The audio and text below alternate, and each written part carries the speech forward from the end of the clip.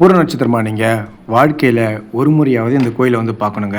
ஏன்னா அது ஒரு முக்கியமான கோவில். நம்ம கூட ஒரு நண்பர் வந்திருந்தாரு. அவர் சிம்ம ராசி பூர நட்சத்திரத்துல இருந்தாரு. அவருக்கு பரிகார பலன் பண்ணணும்னு சொல்லிட்டு இந்த கோயிலுக்கு வந்திருந்தாரு. இந்த கோயிலோட சிவஸ்தல வரலாறை பத்தி ஒரு சின்னதா நான் கூகுள் பார்த்து வச்சிருந்தேன். நான் அதை சொல்றேன், நீங்க கேளுங்க.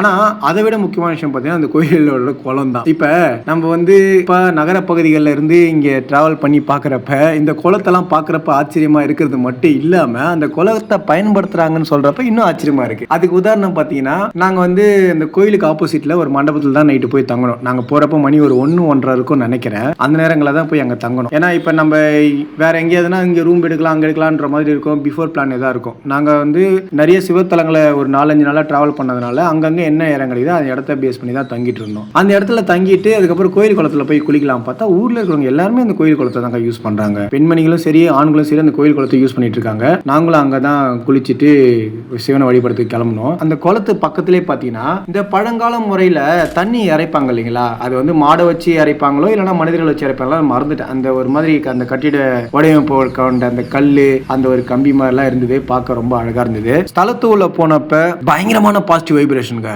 எப்படி சொல்றதுன்னே தெரியல. ஏன்னா இப்போ நம்ம வந்து ஒரு கோவில் உள்ள போகிறோம் அப்படின்னா நார்மலாக போயிட்டு வந்தால் அது பெருசாக தெரியாது. அந்த கோயிலில் நம்ம பார்க்க போகிறோம், நம்ம அங்கே தான் இருக்கிறோம், அங்கே தங்கிட்டு இதுக்காக தான் நம்ம வந்திருக்கோம் அப்படின்ட்டு பார்ப்போம் இல்லைங்களா. அப்போ அது உள்ளே போகிறப்ப நம்மளுக்கு அந்த பாசிட்டிவ் வைப்ரேஷனு ஒரு கியூரியாசிட்டிலாம் கிரியேட் ஆகும். அந்த மாதிரி இந்த கோயில் உள்ள வந்தப்போ அந்த கட்டிட வடிவமைப்புகள் பழங்கால கட்டிட வடிவமைப்புகளுக்கு ஏற்ற மாதிரியே இந்த கோயில் இருந்துச்சு. ரெனோவேஷன் ஒர்க் நடந்துட்டு இருக்குது. நீங்கள் வந்து உதவி பண்ணுற மனநிலையில் இருந்தீங்க அப்படின்னா கோயிலை கான்டாக்ட் பண்ணி தயவு செஞ்சு உதவி பண்ணுங்க. சிவத்தலம் ரொம்ப முக்கியமான சிவத்தலமாக இருக்குது. இந்த கோயில் எங்கே அமைஞ்சிருக்கு அப்படின்னா புதுக்கோட்டை மாவட்டத்தில் ஆலங்குடி அருகே திருவலங்குளத்தில் அமைஞ்சிருக்கு. ஸ்ரீ ஹரிதீர்த்தேஸ்வரர் மூலவர் அம்மன் பெரியநாயகி. இந்த கோயில் வந்து பூர நட்சத்திரத்துக்கு ரொம்ப சிறப்பான பரிகார பலனா இருக்குது. அது என்ன அப்படின்னு பார்த்தீங்கன்னா, இப்போ வந்து பார்த்தீங்கன்னா பூர நட்சத்திரத்தில் பிறந்தவங்களுக்குலாம் குழந்தை இல்லாமல் இருக்கும், அப்புறம் கல்வியில் ஏதாவது குறைபாடுகள் இருக்கும், உடம்பு நிறைய மருத்துவ சம்மந்தப்பட்ட குறைபாடுகளாக இருக்கும்னு சொல்லிட்டு சொல்லுவாங்க இல்லையா.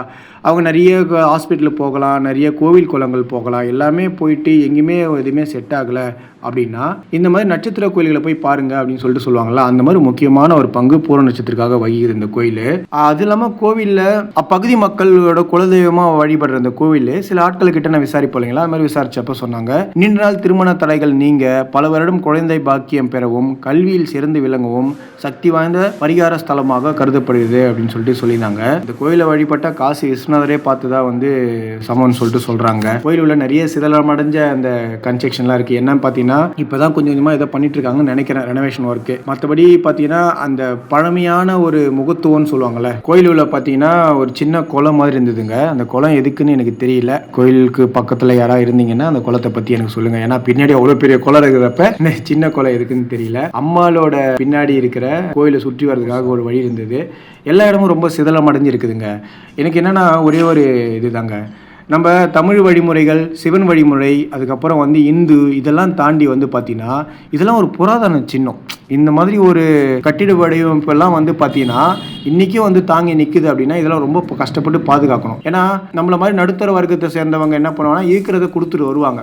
ஆனால் இருக்கப்பட்டவங்க இந்த மாதிரி சிவஸ்தலங்களையும் தமிழ் புராதன சின்னங்களையும் கொஞ்சம் கொஞ்சமாக ஏதாவது உங்களால் முடிந்த உதவியில் கொடுத்து அதை வந்து ரெக்கவர் பண்ணி எடுத்துகிட்டு வந்தீங்க அப்படின்னா இதுக்கப்புறம் வர ஃபியூச்சர் ஜென்ரேஷன்லாம் பார்ப்பாங்க. கண்டிப்பாக அதை வந்து வழிமுறைப்படுத்தி அவங்களோட பாயிண்ட் ஆஃப் வியூவில் அது இன்னும் பாதுகாத்து அதை வந்து ஒரு கண்டிப்பாக புராதன பொருள் சின்னமாக மாற்றுறதுக்கு நிறைய வாய்ப்புகள் இருக்குது. எனக்கு பர்சனலி சிவனை பிடிக்கும்.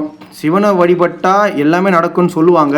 எனக்கு சுவாமியை பற்றிலாம் பெருசாலாம் சொல்ல தெரியாதுங்க. நான் வந்து அந்த அளவுக்குலாம் தெரியாது. ஆனால் ஒன்று மட்டும் நான் சொல்கிறேங்க, எல்லா பழமையான கோவிலுக்கிற குருக்களுக்கெல்லாம் கையெடுத்து கும்பிடலாங்க. எப்படிங்க அவங்களாம் பார்த்துக்கிறாங்க அந்த கோவில் ஸ்தலங்களை, எப்படி மெயின்டைன் பண்ணுறாங்க, அங்கே இருக்கிற அந்த பவரை, அந்த சிவனோட ஒரு தன்மையை, அதெல்லாம் எப்படி அவங்க மெயின்டைன் பண்ணுறாங்கன்னே தெரியலங்க. ஏன்னா நம்ம வந்து ஒரு சின்னதாக ஒரு விஷயம் பண்ணுறோம்னு வச்சிக்கலாம். ஃபார் எக்ஸாம்பிள் நம்ம வீட்டுக்கிட்ட ஒரு சின்னதாக ஒரு கோயில் ஒன்று வைக்கிறோம்னு வச்சிக்கலாம். ஒரு நாள் பூஜை பண்ணுவோம், 2 நாள் பூஜை பண்ணுவோம், அதுக்கப்புறம் நம்மளுக்கு ஒரு சின்னதாக ஒரு சோம்பேறித்தனம் வந்து நம்ம அதை விட்டுடுவோம். ஆனால் இவங்கெல்லாம் இந்த பணம் இந்த வேலை இதெல்லாம் தாண்டி அந்த சிவனுக்காகவே அந்த போராடுறாங்க பார்த்தீங்களா, அவங்கெல்லாம் பெரிய ஒரு வணக்கத்தை சொல்லி அவனுங்க நன்றியை தெரிவிச்சு அவனுங்க. கண்டிப்பாக சிவனடியார்கள் வந்து இவங்கள மாதிரி ஆட்களுக்கு ஒரு நல்லது பண்ணணும், நல்லபடியாக பாதுகாக்கணுன்றது நம்மளோட விருப்பம். எனக்கு ரொம்ப நாளாகவே இந்த விஷயத்த வந்து ஒரு வீடியோவில் சொல்லணும்னு ஆசைப்பட்டேன், அது சொன்னேன். அப்புறம் கோயிலுக்கோட பின்புகை வந்து சுற்றி வரலாம் அப்படின்னு சொல்லிட்டு போனேன். தென்னை மரங்கள் அதிகமாக இருந்தது. அதுக்கப்புறம் பார்த்தீங்கன்னா நிறைய தான் சொன்ன மாதிரி சிதலம் அடைஞ்ச இடங்கள்லாம் இருந்தது. அப்புறம் அப்படியே கொஞ்சம் தூரம் அப்படியே நடந்து போயிட்டே இருந்தேன் இல்லைங்களா. அப்போ என்ன ஆயிடுச்சுன்னா, அந்த கோயிலுக்கு பின்னாடி ஒரு சின்ன வழி மாதிரி போயிட்டு இருந்தது. என்னடா இந்த வழி போகுது அப்படின்னு உள்ள போய் பார்த்தோன்னா அதுக்கு குளத்துக்கு போற வழியா. அப்ப அந்த காலகட்டத்தில் எனக்கு தெரியல, பட் எனக்கு தெரிஞ்ச மாதிரி தான் நினைக்கிறேன். ஒருவேளை அந்த குளத்துல இருந்து தண்ணிகளை எடுத்துன்னு வந்து இங்க இருக்கிற அபிஷேகம் பண்றது கொள்றது ஏதாவது பண்ணியிருப்பாங்களா இல்லைன்னு தெரியல. அந்த குளத்துக்கு போற வழி மாதிரி இருந்தது, அதெல்லாம் அடைச்சி வச்சிருந்தாங்க. அந்த அண்ணன் என்ன பண்ண ஒரு பூ ஒன்று பறிச்சு விட்டு, அந்த பூ பேர் ஏதோ சொன்னாரு, சாரி மறந்துட்டேன். அந்த பூவை பாடுறா, இது நல்லா வாசனையா இருக்கும், இது வந்து நம்ம போறப்ப எடுத்துட்டு போகலாம் அப்படின்னு சொல்லி இருந்தாரு. ரொம்ப ரொம்ப சந்தோஷமா இருந்தது, மன நிறைவா இருந்ததுங்க அந்த கோயில் உள்ள போயிட்டு வெளியில வரப்ப. எனக்கு கோயிலோட வரலாறு பத்தி பேசணும்னு ஆசை இருக்கு, அதே மாதிரி கோயிலை பத்தி பேசணும் ஆசை இருக்கு. தெரிஞ்சாதாங்க பேச முடியும்.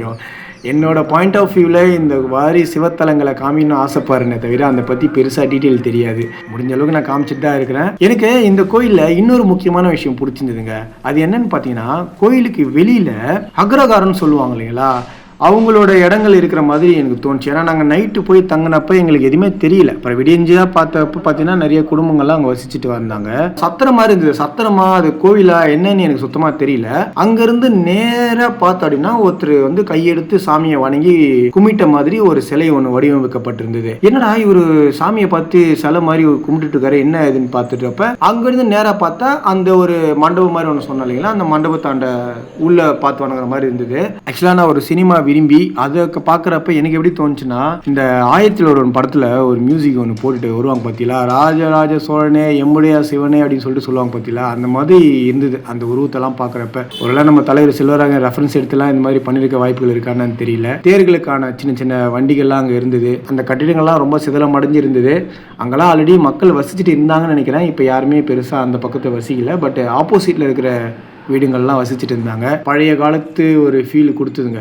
ஏன்னா நான் சென்னையிலேருந்து போகிறேன் இல்லைங்களா, அப்படி பார்க்குறப்ப எனக்கு அந்த இடம் அப்படி தான் தெரிஞ்சுது. ஒரு சின்ன படிக்கட்டு மாதிரி இருந்தது. அந்த படிக்கட்டு மேலேயும் ஏறி அப்படியே மேலே காமிச்சப்ப அந்த கோயிலை சுற்றி ஒரு ஃப்ரேம் பார்க்கவே ரொம்ப அழகாக இருந்தது. அதையும் பார்த்தேன். கோயிலோட முகப்பு இருக்கும் இல்லைங்களா, அது முகப்புக்கு இடது புறமா சத்திரம் அப்படின்றது ஒன்று போட்டிருந்ததுங்க. நான்லாம் இந்த சினிமாவில் தாங்க பார்த்துருக்கேன். அந்த சத்திரத்தில் வந்து தங்குவாங்க, தங்கிட்டு அதுக்கப்புறமா அங்கே கோயில் குளத்துலலாம் இது பண்ணுவாங்க சொல்லிட்டு பார்த்துருக்கேன். நான் இதான் நேராக பார்க்குறேன். பழங்காலத்து பில்டிங் தான். அந்த ஆர்கிடெக்சர் பார்க்கவும் ரொம்ப சூப்பராக இருந்தது. அதுக்கப்புறம் பக்கத்தில் 2-3 பில்டிங்ஸ்லாம் இருந்தது. அதெல்லாம் கோவில் சொந்தமான இடங்கள் தான் நினைக்கிறேன். நான் எல்லாம் பூட்டி இருந்தது. எல்லாமே பழங்காலம் பில்டிங் தான். இப்போ ஒரு கடை மாதிரியோ தெரியல, இல்லை வசிக்கிற இடம் மாதிரியோ தெரியல. அதை பார்த்தா அந்த தெருவே பார்த்தீங்கன்னா ஒரு 80s நம்ம போனால் எப்படி இருக்குமோ அந்த மாதிரி ஒரு ஃபீல் கொடுத்தது. தெருக்களும் வந்து பார்த்தீங்கன்னா மண் தரங்கள் மாதிரி தான் இருந்தது. சின்ன சின்னதாக தாரோடு தான் இருந்தது. அது பார்க்கவும் ரொம்ப நல்லா இருந்தது. ஆப்போசிட்ல தேர்லாம் நிறுத்தி வச்சிருந்தாங்க. இந்த கோயிலை பற்றி எனக்கு தெரிஞ்ச விதத்தில் நான் எடுத்த வீடியோக்கு ஏற்ற மாதிரி தான் ஒரு எக்ஸ்பிளனேஷன் வீடியோ கொடுத்துருக்கேன். ஏதாவது தவறாக பேசினா மன்னிச்சிங்க. எனக்கு ஆர்வம் அதிகம் சிவனை பற்றி பேசுறதுல, ஆனால் விஷயம் தெரியாது.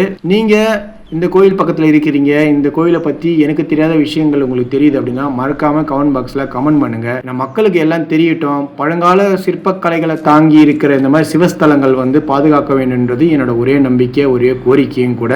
இந்த மாதிரி சிவஸ்தலங்களை முடிஞ்ச அளவுக்கு என்னோட Insta360 கேமரா நான் வீடியோ எடுத்து போடுறேன். நீங்கள் பாருங்கள். தேங்க்ஸ் ஃபார் வாட்சிங் திஸ் வீடியோ.